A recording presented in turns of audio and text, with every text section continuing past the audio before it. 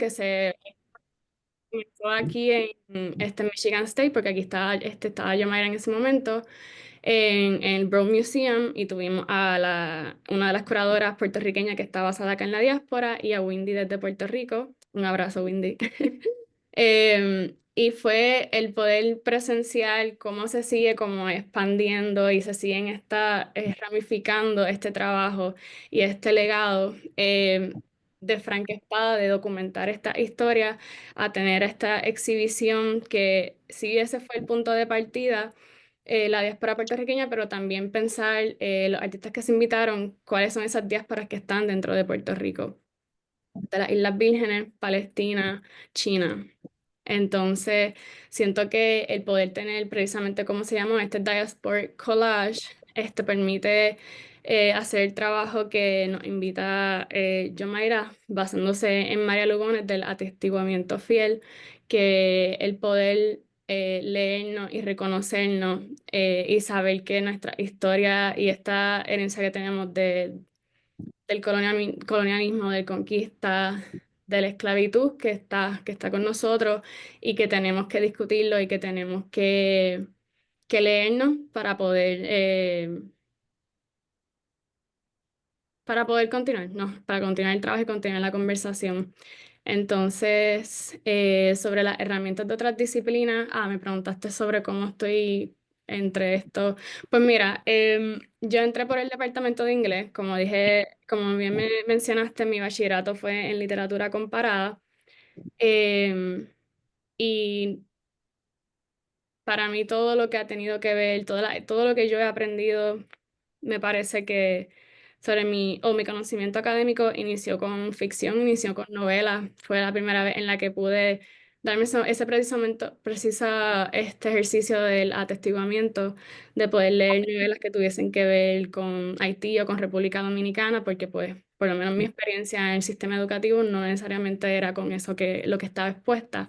Así que no fue necesariamente historia, pero comenzó a través de literatura y desde literatura, pues, obviamente informado por historia.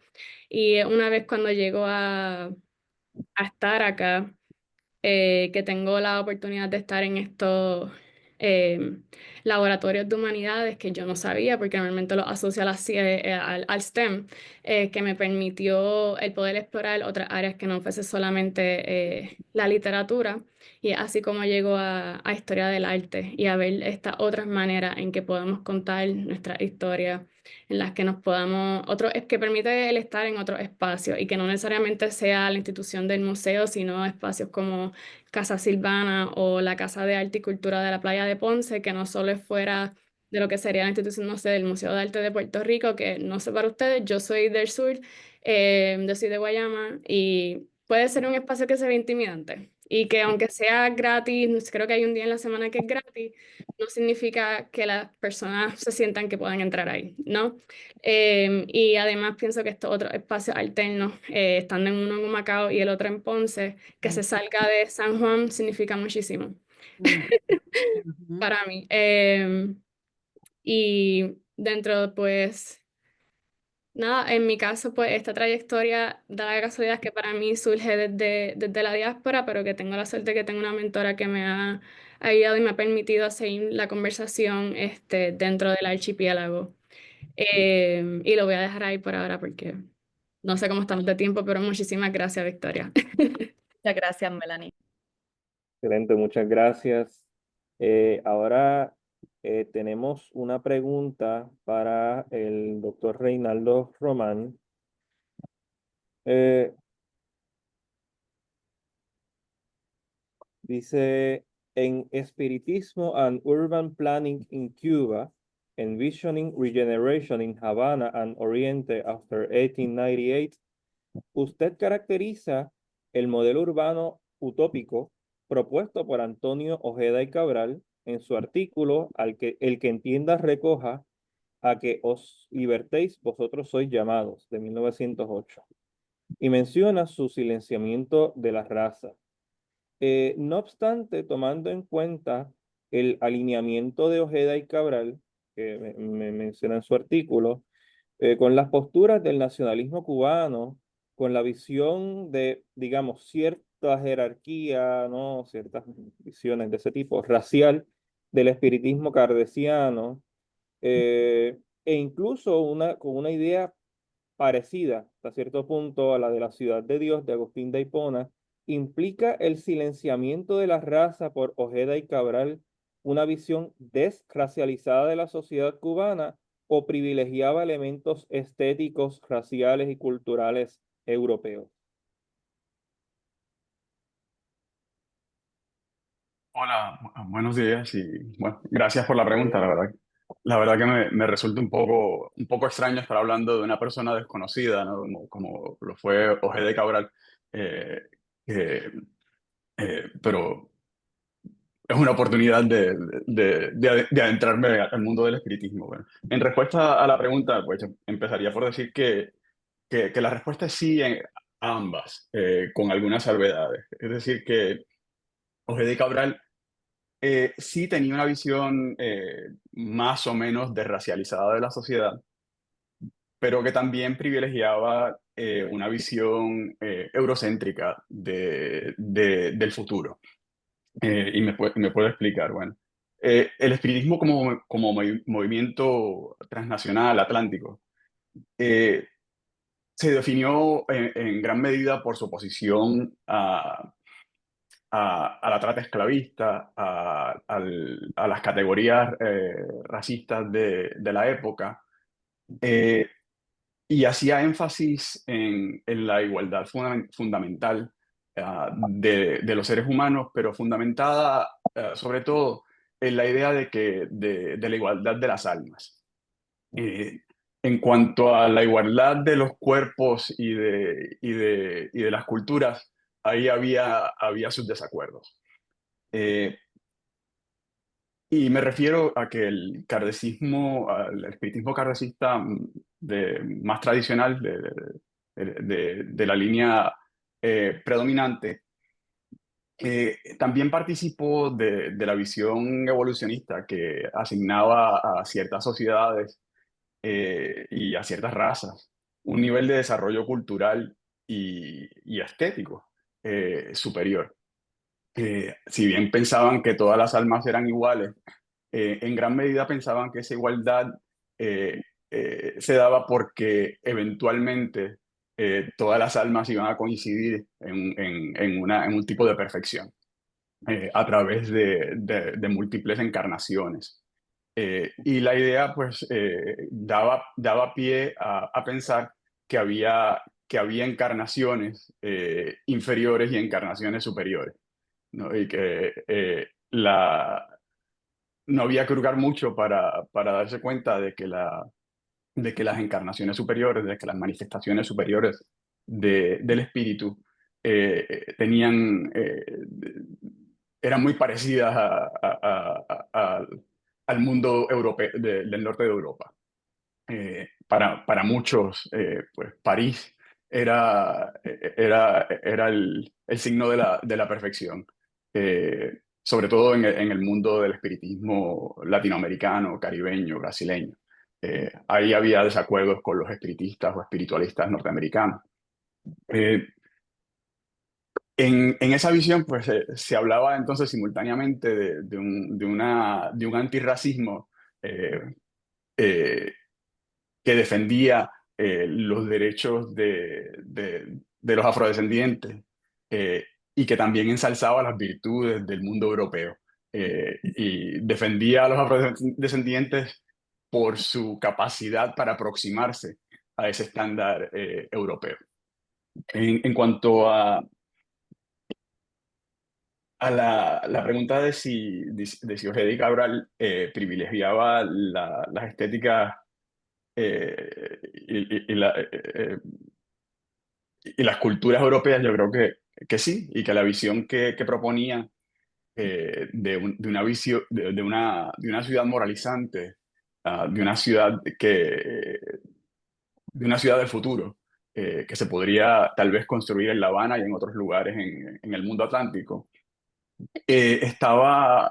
seguía el modelo del socialismo romántico del siglo XIX y las ciudades utópicas que, por ejemplo, asociamos con Fourier con los falansterios, la ciudad, y hasta con las comunidades utópicas que se establecieron en Nueva Inglaterra en el siglo XIX.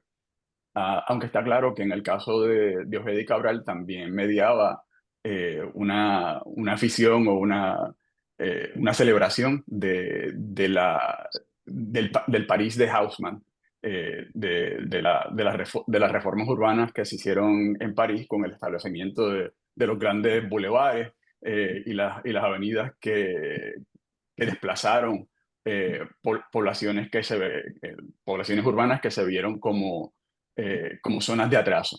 Y eso claramente fue un modelo para Ojeda y Cabral, que también habla de grandes bulevares, también habla de desplazar poblaciones.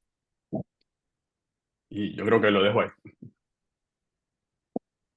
Excelente, muchas gracias, muchas gracias.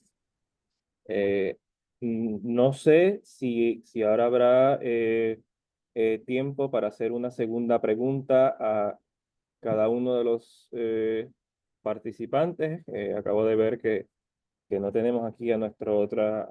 sí, que está por aquí. Ok, no sé si habrá tiempo para hacer una pregunta adicional a cada uno de los demás participantes. Sé que comenta Victoria, si está por ahí.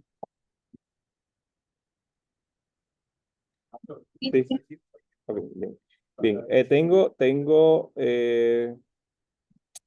una segunda pregunta para Iliana Rodríguez sobre la mención que hace de la operación Manos a la Obra en su artículo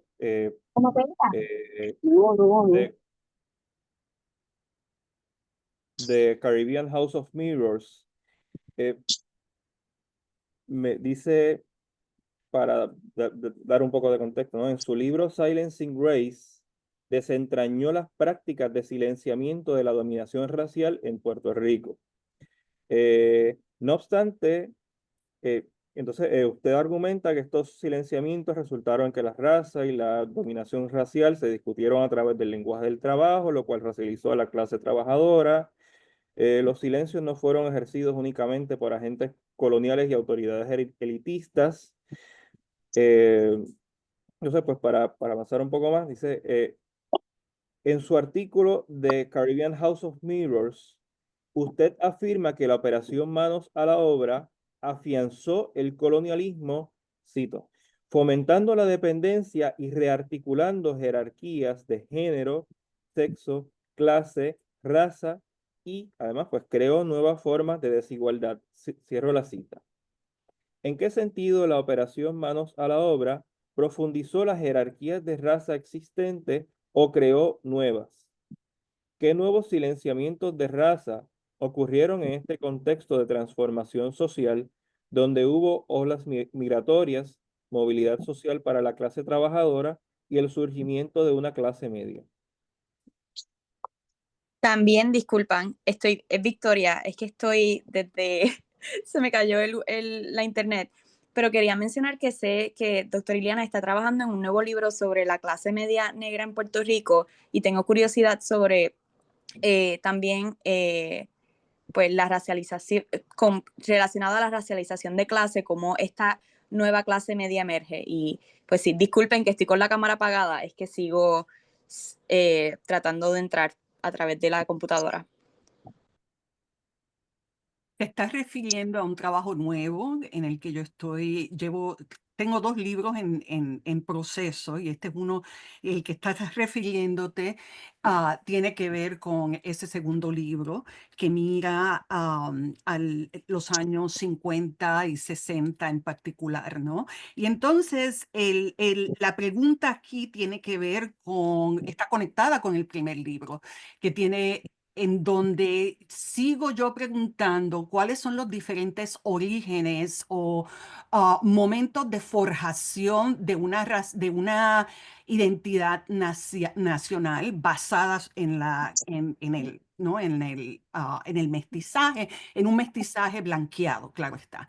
Entonces, en esa trayectoria, pues hay que ver los diferentes grupos y las diferentes personas, ¿no? Los diferentes momentos históricos en el que se da esa forjación. Es precisamente en los años 50 entonces que vemos que el proyecto de rearticulación de la colonia que se da con el ELA institucionaliza este mestizaje como parte central de la identidad. Entonces, estoy curiosa de entonces cómo el tener ahora una clase media que sale de abajo para arriba, no como en el principio de los años 20, no, de los 1900, donde la clase media era una clase de arriba para abajo, ¿no? Entonces, ver este grupo de personas, ¿no? Que no se sienten y que no son blancas y que no tienen identidades de blanquitud, han sido pobres toda su vida, han estado en espacios racializados como negros, afrodescendientes, indios, ¿no? Estamos hablando de una mezcla diferente, de una manera completamente no blanca. Entonces, ¿qué significa eso? Una vez ya estás entrando a otros niveles económicos y a otros estás entrando también a niveles institucionales, ¿no? Porque ya estás entrando a la universidad, entras al trabajo de Estado, ¿no? Porque es el servicio público donde la mayoría de estas personas vienen a trabajar y la mayoría son hombres. Muchos de ellos son veteranos, ¿no? Entonces, yo estoy interesada en la ampliación de lo que yo llamaría el espacio de la trigueñidad. ¿No? Aquí entonces surge otro discurso, ¿no? Para mí, es aquí donde estoy, en ese espacio de la trigueñidad. ¿Qué significa esto? ¿Cómo se da? ¿En dónde se da? ¿No? Ese libro está basado en un estudio etnográfico del Estado. Así que yo estoy interesada en las oficinas de Estado, estoy en el servidor público. ¿Quién es este servidor público? ¿Quién va a trabajar allí? ¿A dónde va? ¿Cómo se les crea, se les forja una nueva manera de ver el mundo? ¿Y cómo lo rechazan a veces o no? ¿Cómo lo negocian? Y eso es lo que yo llamo la trigueñidad, ¿no? Que es una manera también de complicar nuestro entendimiento del blanqueamiento, que vemos un blanqueamiento como una fuga desesperada hacia lo blanco, y yo estoy interesada en verlo como un proceso mucho más problemático, más complejo, más desigual, unas veces sí, unas veces no, y tiene que ver entonces precisamente con esa historia de movimiento de abajo hacia arriba. Perfecto. Muchísimas gracias, doctora Eliana. Me fascina mucho y me recuerda al trabajo de George Andrew Reeds con Trabajando la Trigueñidad, así que estoy muy emocionada de leerlo. Gracias. Ya mismo vamos a abrir el espacio para las preguntas, lo vamos a abrir a las 10. Pero antes de eso quería hacer una pregunta general, y es que recientemente el campo de estudios de raza y afrodescendencia en Puerto Rico ha florecido grandemente, evidenciado en la fundación del Centro de Investigación en Afrodescendencia en la UPR de Río Piedras en el año 2023. Y tenemos dos preguntas, y es, ¿hacia qué dirección creen que los estudios de raza y afrodescendencia en Puerto Rico y el Caribe se están moviendo? ¿Qué nuevas técnicas metodológicas y marcos teóricos estaremos presenciando en estos próximos años, ya sea en sus trabajos o en trabajos de colegas con quienes han hablado? Sí, y nos encantaría escuchar de cada uno de ustedes, así que quien quiera empezar puede hacerlo. Muchas gracias.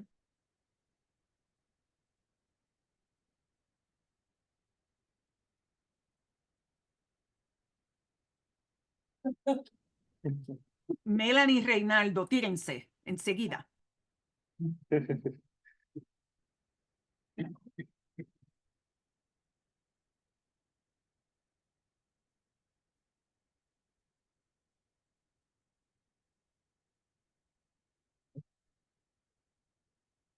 Sí, Melanie, ¿cuál es parecer, ¿no? En cuanto a qué dirección se están dirigiendo estos estudios de afrodescendencia. Sí, pues yo pienso y espero, ¿no? Basándose en como ustedes pusieron la pregunta, que ahora tenemos ahora que tenemos la cumbre, que tenemos este espacio en la Universidad de Puerto Rico, a pesar de los cortes, que tengamos un espacio en que se pueda uno reunir y que se dedique a esto, es algo que es un honor poder presenciarlo y estar vivo para ello. También sigue siendo, ¿verdad?, legado de las personas que han venido antes de nosotros. A mí me gustaría pensar que se va a seguir dirigiendo a un marco decolonial. Me gustaría pensar que vamos a seguir desde la descolonización de la producción de conocimiento, cuál es esa genealogía de las personas con las que estamos interactuando y leyendo y estudiando y para continuar sus teorizaciones. Pienso que importa mucho lo que es desde estudiantes como ya los doctores, como educadores. Ya, importa mucho el citational praxis, ¿verdad? A quienes le estamos dando espacio en nuestros salones de clases, quienes están en nuestros prontuarios, como departamentos, quiénes son, cuáles son los cursos, ¿no?, que estamos incluyendo para permitirle ya sea a estudiantes subgraduados enterarse, ¿no?, de quiénes son estos scholars que están haciendo toda esta labor y de dejar también pienso en desestabilizar, qué sé yo, el canon de estudios hispánicos. Em, yo vuelvo y repito, viniendo pues de literatura comparada, mi experiencia sobre los cursos que se ofrecen, que no sean necesariamente, si estoy yo en Puerto Rico, me gustaría entrarme más de literatura haitiana, no tener que llegar a estudios graduados porque yo decidí que yo quiero hacer esto entonces, sino que se me permitiera esa oportunidad de antes, como Cristian mencionaste, el que sea algo interdisciplinario, ¿no? Entonces, me gustaría pensar que también vamos a centrar esta epistemología afrocaribeña, que nosotros tenemos tantos filósofos increíbles que de nuevo para mí pues tuve que esperar un poquito más adelante que hubiese sido, lo pienso en los estudiantes que ahora están, ¿no?, ahora que está la cumbre, que ellos tengan, que estén expuestos a estos textos mucho antes. ¿Cuál es la posibilidad de lo que de lo que puede ser? Pienso que también importa las editoriales de Puerto Rico. Por ejemplo, la editorial de educación emergente que esté traduciendo monografías pues, de textos de scholars que estén en Estados Unidos, pero para que puedan también estar disponibles en español, que tenemos que pensarnos en las conexiones transnacionales y de la diáspora para poder entendernos mejor. Y seguir continuando y el poder continuar teniendo estas conversaciones sobre los retos institucionales y cuáles son, pues ahora en esto que estamos pasando, por lo menos acá en Estados Unidos, a ver cómo siguen forjando estas solidaridades entre el archipiélago y la diáspora, para reconocer que, pues, que la experiencia diaspórica, hay tanto de ella que se debe al desplazamiento y no a un capricho. Em, y voy a dejarlo por ahí por ahora, pero muchas gracias.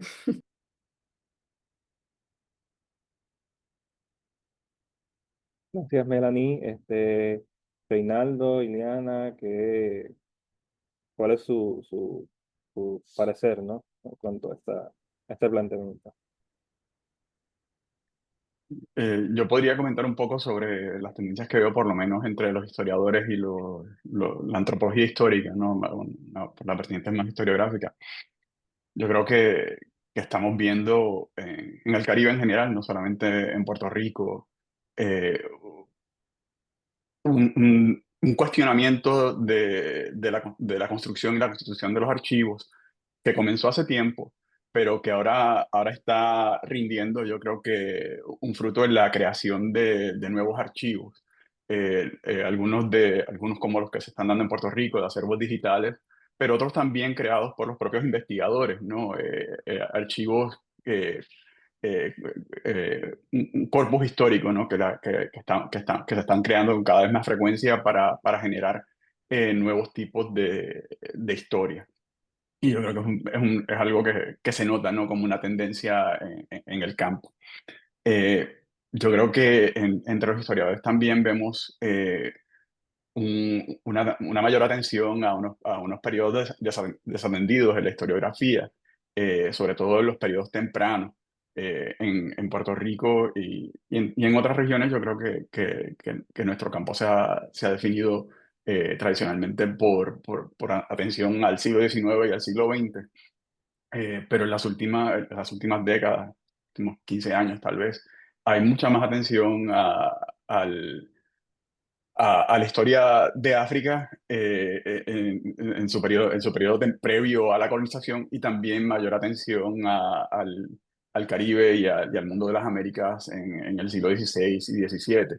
Y yo creo que eso es algo, es una tendencia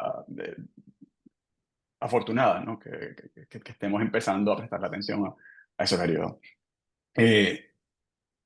También pues señalaría que en este momento está claro que estamos ampliando, yo creo que la definición de lo que pensamos como el Caribe hispano, más allá del mundo exclusivamente antillano, y pues cada vez estamos intentando al menos incorporar, pues, a pensar en el circuncaribe, ¿no? En la región en su definición más amplia, y en incorporar a lo que ahora es parte de los Estados Unidos, que eh, por mucho tiempo parte del Caribe hispano, ¿no?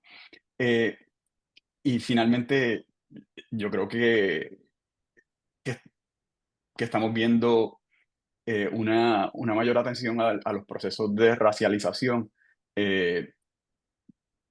compartidos entre diferentes grupos. Es decir, a no pensar solamente en afrodescendientes como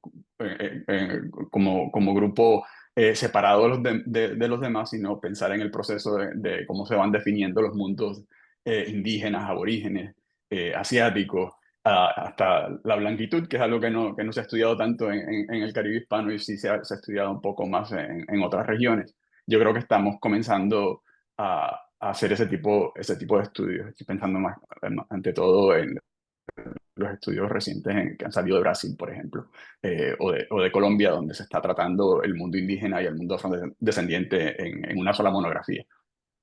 Así que lo dejo ahí. Gracias, gracias. No, Carlos, No, hago no. minutitos, simplemente para, ¿cómo es? Expandir en cosas que ya Melanie y Reinaldo mencionaron. Es muy cierto, tenemos que rescatar ciertas disciplinas, así como rescatamos terreno, tenemos que rescatar el terreno, no tan solo las tierras que cultivar y de vivir, pero también las tierras donde vamos y los campos donde vamos a pensar. Yo creo que una de esas tiene que ser la arqueología y la filosofía. Son áreas en las cuales todavía no hemos hecho mucho trabajo, yo creo que casi nada, ¿no? Y entonces yo creo que estas son unas de las áreas donde realmente tenemos que hacer un trabajo y un esfuerzo enorme. También en el campo del desarrollo económico y de protección ambiental, porque sabemos que para que estos proyectos sean sostenibles, tienen que nutrirse y se tienen que arraigar en las historias, tradiciones, y prácticas culturales. Así que mientras no podamos entender y trabajar y reconocer e incorporar eso, estas prácticas, estos proyectos de desarrollo no son sostenibles, no los podremos llevar. Y último, hay que pensar, ¿verdad?, cómo vamos a negociar, cómo vamos a estudiar estas nuevas formaciones de identidad racial, ¿no? Las identidades raciales continúan, el racismo continúa, donde haya capitalismo, donde haya colonialismo, vamos a tener proliferando nuevas formaciones raciales. a veces completamente nuevas, a veces que están simplemente derivándose, ¿no? de formaciones viejas. Pero entonces tenemos que preguntarnos cómo vamos a aceptar, a considerar entonces estas nuevas mezclas, especialmente hay nuevas afrodescendencias. ¿Cómo vamos a bregar? ¿Dónde las vamos a ver? ¿Dónde hay espacio para estudiarlas? ¿Se debe? Yo no sé si tenemos que hacer más estudios sobre la blancura, pero entonces, ¿verdad? Discúlpenme, pero ya nos hemos estudiado demasiado. Así que yo creo que, pero estas otras afrodescendencias que son también mezclas, ¿verdad? Pero son una hibridez muchas veces muy anclada en una historia del Caribe y de lo negro, ¿no? Hay que ver cómo vamos a bregar y cómo las vamos a estudiar, cómo las vamos a considerar, cómo las vamos a aceptar. Súper, muchísimas gracias. Ahora vamos a abrir el espacio para las preguntas. Carlos, ya que tú estás ahí en persona, te pido que por favor lo manejes tú porque no puedo ver. Y pues si alguien también en Zoom tiene alguna pregunta, puede levantar la mano y le daremos espacio. Gracias.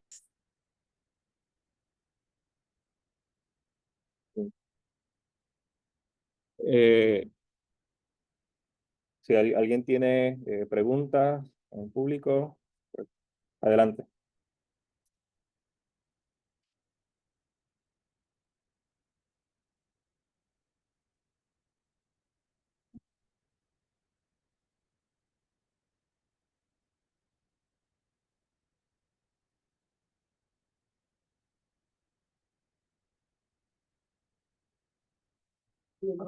Los que tengan preguntas del público, pues pasan al micrófono que está aquí al lado. ¿Me escucho? Ok. ¿Me escuchan? Sí, ya te escucho bien. La doctora Ileana mencionó al principio sobre sus adentramientos a los estudios de Asia sureste. Hablando. Pero no se escucha. La pregunta es para ella. Usted habló al principio sobre los estudios que se adentró usted de Asia sureste. ¿Puede abundar un poco más sobre cómo eso nutrió sus estudios caribeños? Claro está. Gracias por esa pregunta. Yo vivo en un área muy lejos de los centros poblacionales puertorriqueños. Yo vivo en el Pacific Northwest, ¿no? Estoy en el otro lado, vivo en el Pacífico y incluso muy arriba también. Entonces, lo que más me ha sorprendido es cómo mi comunidad de todos los días es la comunidad filipina. Entonces, son los académicos filipinos con los cuales yo he estado trabajando básicamente a diario. Y ha sido una escuela para mí en el sentido de lo que yo llamaría las políticas de reconocimiento. En todo momento y tú haces eso también. Y así se habla también, y esa palabra se usa allí. Y tú comes eso también. Hay veces que nos sentamos simplemente a bromear sobre los nombres del siglo XIX de la gente del campo, que resultan ser muy similares, ¿no? Entonces, es esa política de reconocimiento que se está dando, ¿verdad? Es transoceánica, es transcontinental. Es de entonces allí de salió este proyecto, ¿no? De cómo entonces podíamos hablar sobre colonialismo, y en este caso estábamos hablando del mundo imperial español y luego el mundo imperial de los Estados Unidos, ¿no? Y entonces cómo podíamos empezar a hablar sobre las diferentes maneras de identificarnos racialmente, de cómo se reescribe lo indio en las Filipinas, cuando no hay indios, ¿no? Eso surge de las Américas, ¿no? Entonces, surge del Caribe como tal. Ese es el tipo de conversación con el que comenzamos. Y empezamos a darnos cuenta entonces también de que había muchas maneras en que en que los dos archipiélagos, ¿no? Y aquí estoy hablando más no tan solo del archipiélago de las Filipinas, sino estoy hablando ya entonces de las islas de Indonesia, porque era esto un proyecto que tenía por lo menos 12 personas trabajando de diferentes áreas del Pacífico. Y empezamos entonces a darnos cuenta de cómo el colonialismo, nos permitía entrar en una discusión sobre cómo en ese proceso de dominación se crearon unas conversaciones que eran transcontinentales, ¿no? Y que eran transoceánicas. Y es de allí entonces que surgió este proyecto y que continuó. Por eso entonces The House of Mirror es porque sale precisamente de una serie de conversaciones que se estaban dando siempre al principio, en el 1898, en 1900, 1902, donde siempre encontraba yo que todo lo que se decidía sobre Puerto Rico tenía una implicación sobre las Filipinas. Entonces yo digo, espérate un momento, ¿cómo es que no sabemos, verdad? ¿Cómo podemos nosotros digerir estas imágenes que están simplemente siempre, ¿no? Formando la manera en que la gente se piensa. Gracias. ¿Puedo hacer un follow-up? Sí.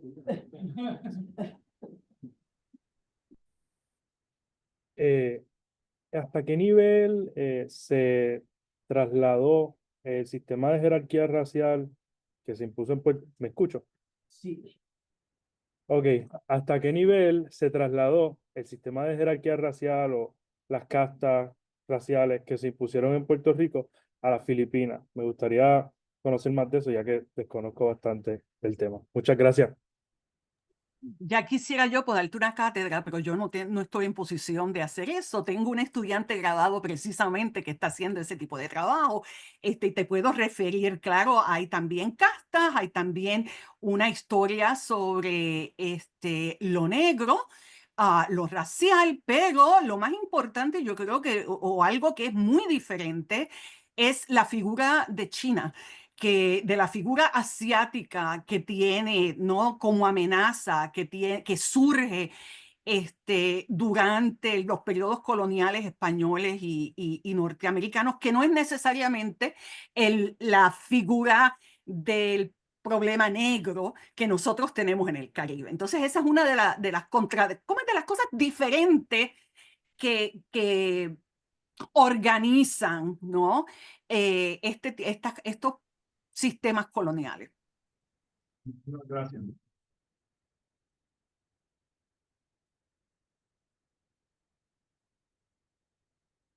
Si alguien tiene alguna otra pregunta, pueden pasar por los micrófonos.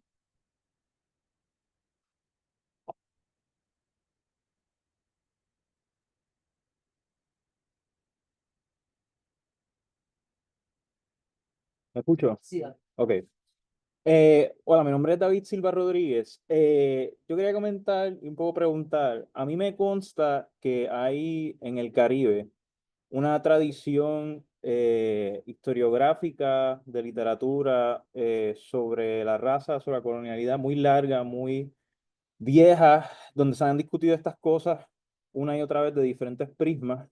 Y sí hay unos movimientos en el Caribe hispanohablante que están empezando a desarrollar visiones de negritud nuevas de maneras más profundas y a mirar a la blanquitud.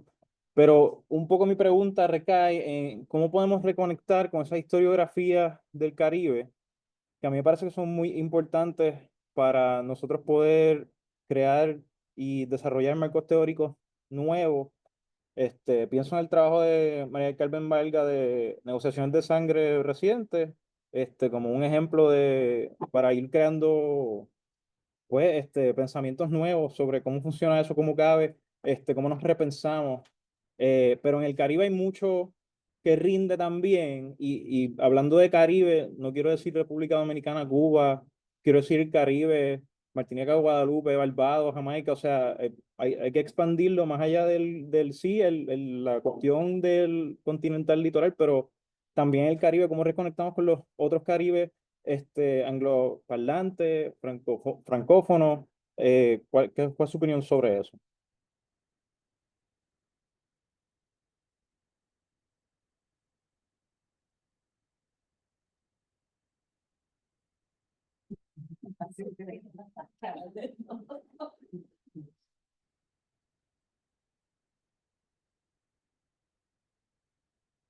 Sí, sí, no sé eh, quién desea abordar la pregunta primero. Sí, eh, Reinaldo, Iliana, Melanie.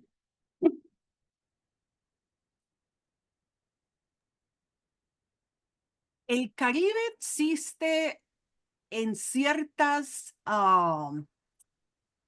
literatura, ¿no? Y en ciertos momentos. El Caribe existe en la historia de la esclavitud. Muy poco sabemos de la historia del Caribe del siglo XX. El Caribe existe en la literatura del siglo XX en todo lo que tenga que ver con desarrollo, ¿verdad? En políticas de desarrollo, de dinero, de proyectos. Pero la historia, por ejemplo, es algo que está muy, del siglo XX, es algo que se ha caído, ¿no? No está dentro, no es una historiografía tan amplia. Y estoy hablando aquí del Caribe en general, no estoy hablando de los casos específicos dentro de lo que en Cuba se da o de lo que se da en Puerto Rico, ¿verdad? El Caribe también existe mucho en todo lo que tiene que ver, y yo creo que aquí es donde el campo más desarrollado y que lleva, y yo creo que donde se da el tipo de conexión del que mi primo, Silva Rodríguez, este, um, está en busca y aspira en el campo de la expresión cultural artística, ¿no?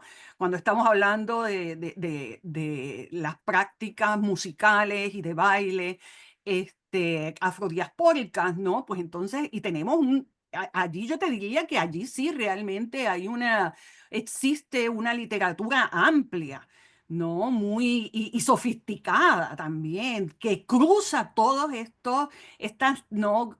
Bordes de lengua, de clase, geográficas en términos de isla, archipiélago, borde continental, orilla continental, ¿no? Este, Así que yo creo que tenemos que hacer más trabajo como historiadora, claro está. En la literatura también. Literatura, aquí estoy hablando de la literatura de ficción, ¿no? La literatura de ficción también es un área donde vemos mucho estudio que trata, ¿no? De cruzar estos bordes.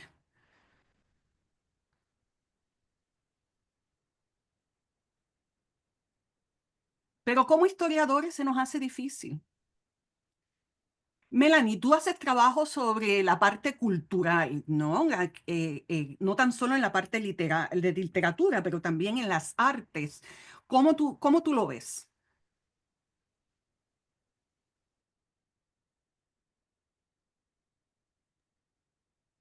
Em, yo pienso que para mí, cuando he estado haciendo este trabajo con el Caribe, siempre tengo Haití en el centro de todo lo que hago. Por eso es que cuando estaba hablando, no me acuerdo si fue a principio, que aunque empecé con Schomburg de lo de pensarme más allá de puertorriqueña, pues para mí tiene que ver mucho con que en nuestros estudios caribeños, nuestros estudios tal vez hispánicos, bueno, vamos a hablar más bien de hispánicos que nos quedamos, como nos quedamos con idiomas, pues eso nos quita de lo que podría ser. Y que si vamos a hablar de raza, pues para mí es bien importante el dar reconocimiento a lo que significó la revolución haitiana y tener esta primera nación, ¿verdad? Que reconocía su negritud. Y lo que como el trickle down effect que tuvo sobre que Francia o Estados Unidos no quisieran reconocerles como nación, o el trickle down effect que tuvo sobre la República Dominicana y el proceso de formación de raza, y quienes querían separarse de Haití y de la negritud. Y pues pienso que si eso fuese algo que entendiéramos mejor, podría informar estos campos. Pienso que desde la literatura, si uso, por ejemplo,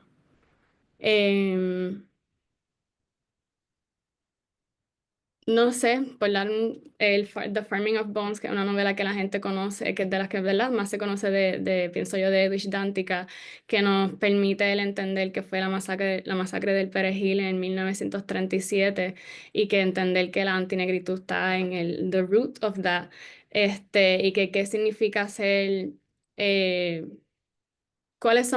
qué es la identidad nacional para quienes fueron las víctimas de esta masacre y quiénes eran esos cuerpos que se encontraban en esa frontera y a quién pertenece y por qué pertenece a qué. Y no sé si respondí, pero por ahí voy. Y si me pueden decir algo más, lo agradezco y gracias por la pregunta. Y gracias, Ileana, por looping me in.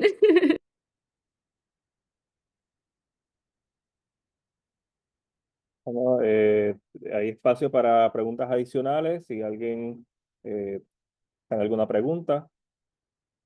Yo voy a aprovechar y hacer una pregunta, y es que me parece interesante que aquí, pues, Melanie, la doctora Iliana y el doctor Reinaldo estamos en la diáspora, y tengo curiosidad porque yo llevo aquí ya, es mi primer año de doctorado, y tengo curiosidad sobre cómo sus experiencias en la diáspora sí han hasta cierto punto influenciado la manera en que están trabajando la raza en Puerto Rico. La doctora Iliana dio ejemplos, por ejemplo, de conocer a filipinos y ver cómo, pues, cómo hay paralelos y especialmente hablando sobre que son transcontinentales y transoceánicos. Y también tengo curiosidad sobre sus experiencias en Estados Unidos y conociendo pues, a lo mejor entrando en contacto con distintas personas de otros países que también son personas racializadas, cómo eso ha afectado de alguna manera el trabajo que están haciendo, y a la misma vez pues tomando distancia física de Puerto Rico y después volviendo, cómo conciben eso. Sí, gracias.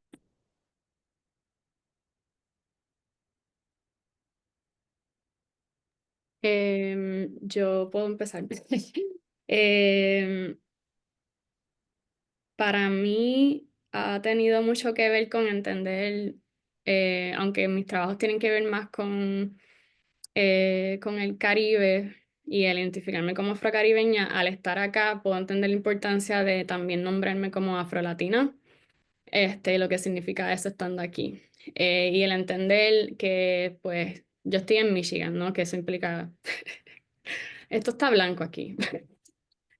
Eh, ¿Y quiénes son? Incluso cuando comparto con diáspora puertorriqueña, ¿cuál es esa diáspora que llega acá? ¿Y cuál es, de qué disciplina es que entran acá? Tengo la suerte de que de nuevo, pues yo, Mayra, las otras puertorriqueñas con las que estoy, estamos todas en la misma página, aunque no sean necesariamente personas negras, de entender eso. Pero para mí, de lo que me ha informado mucho ha sido el entender y ver aquí cómo la gente no necesariamente comprende la diferencia entre raza, etnicidad y nacionalidad, y los daños que hay en eso.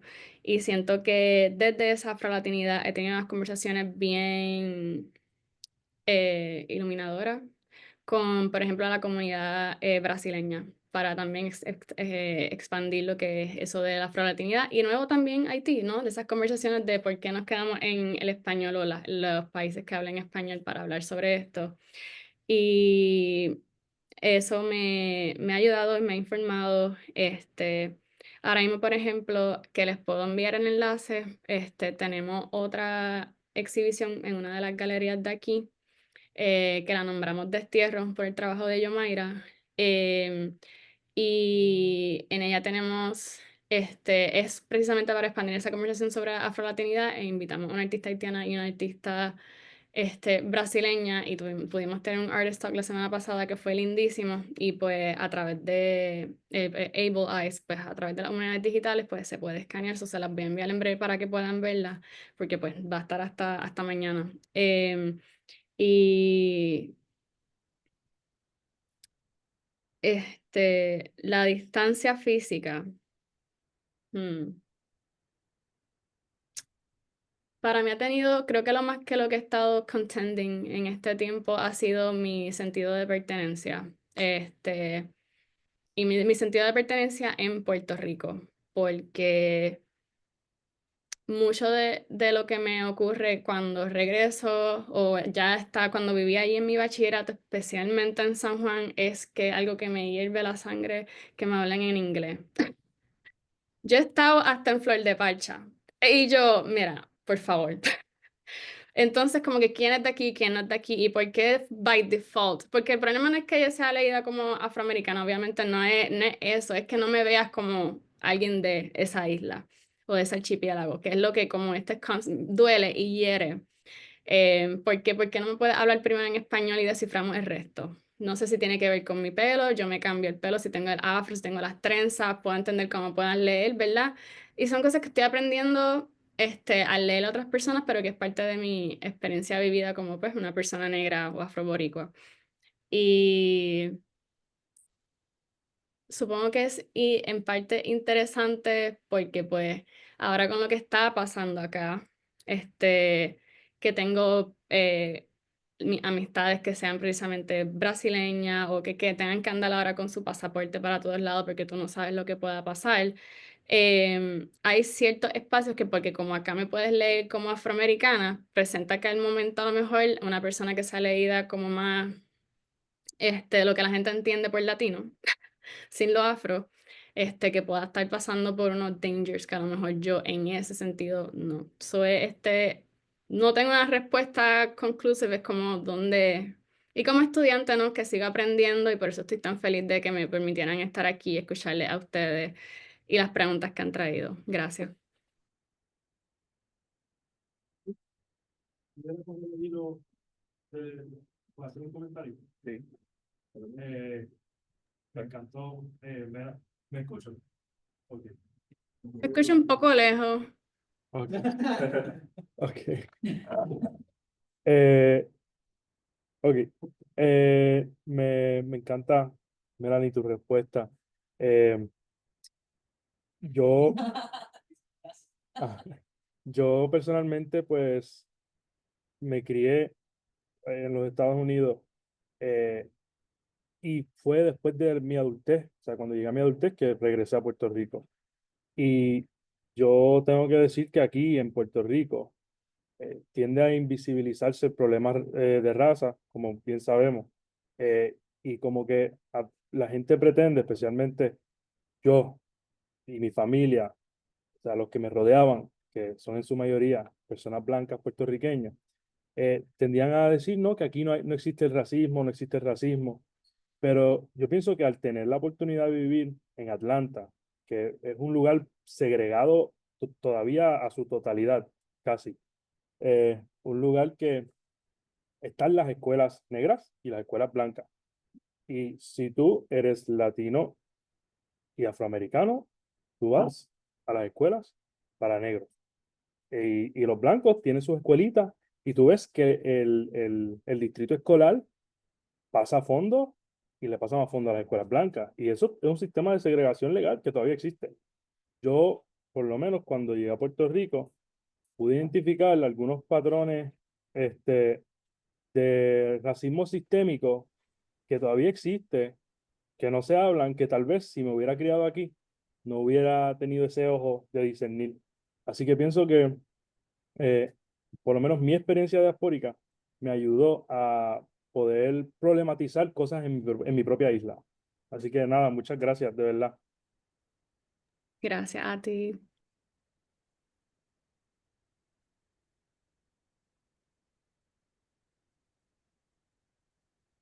Bien, pues si no hay más preguntas del público, yo entiendo que da tiempo para una pregunta adicional de aquí de la mesa. Eh, de hecho, iba a comentar sobre lo que mencionó Melanie, ¿no? De que ciertos silencios, ¿no? En la historiografía existente sobre el Caribe. Y yo creo que eso se observa hasta cierto punto en trabajos, por ejemplo, en que trabajos como, por ejemplo, como los de Edward Glissant, como Poéticas de la Relación, el discurso antillano, sean tan importantes, no siendo necesariamente trabajos de historia en sí, sino que son son ensayos, pero que han llenado ese vacío que identifican autores como, por ejemplo, el propio Edward Glissant.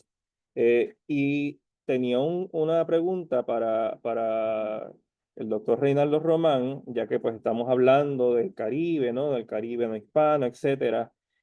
Usted menciona en su artículo Scandalous Race, que es sobre el toque de bomba, del movimiento de Marcus Garvey en Puerto Rico. Lamentablemente no recuerdo el título completo.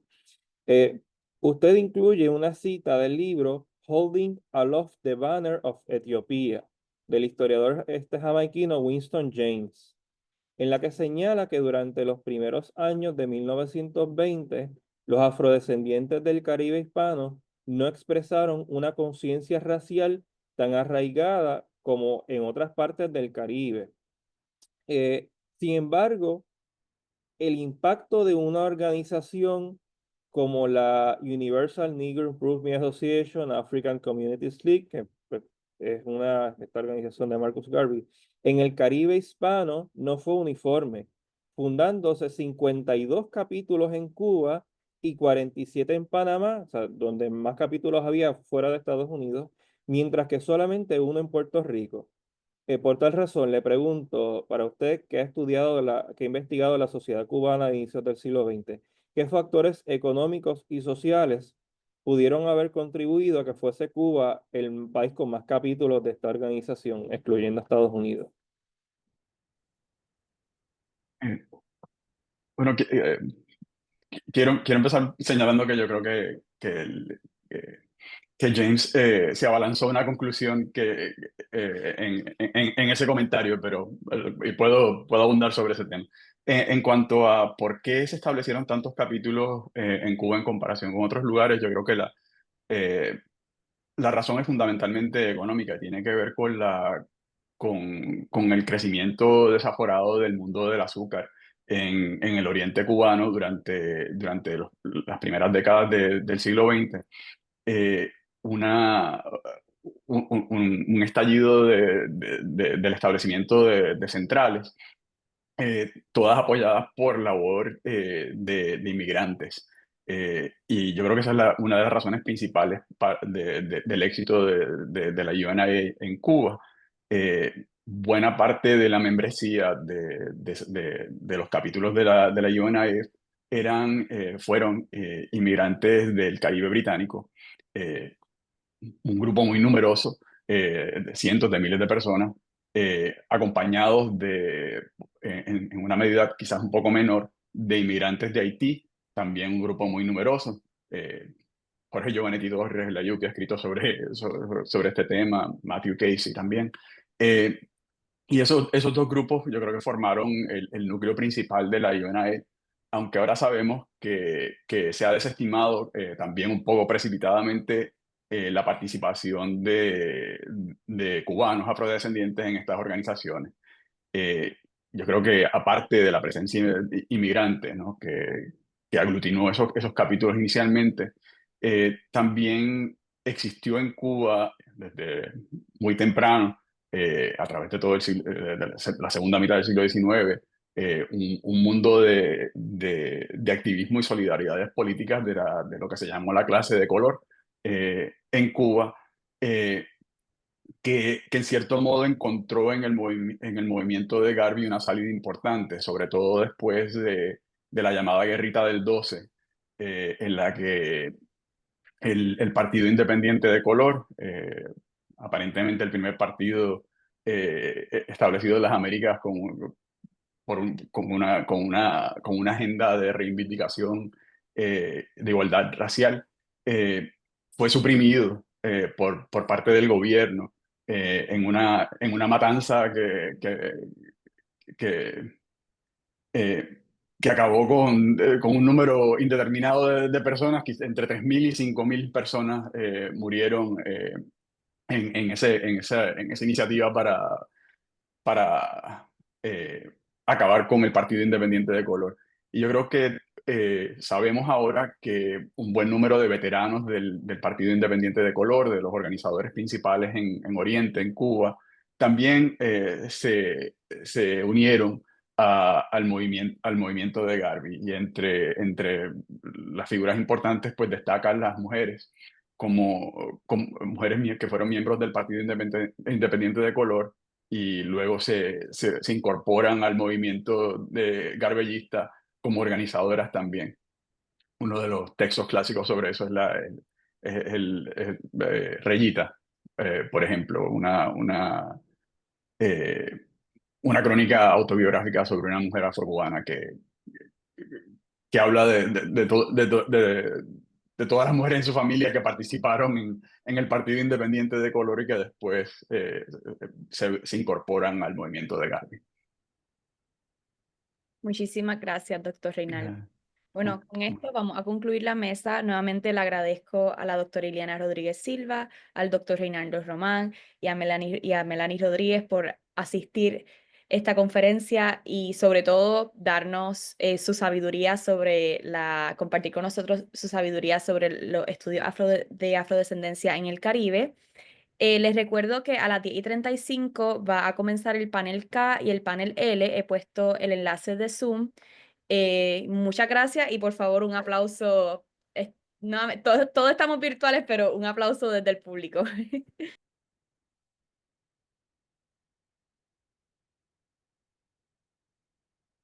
Muchísimas gracias a todos. Hasta luego. Muchas gracias, Victoria y Carlos, por moderar. Gracias.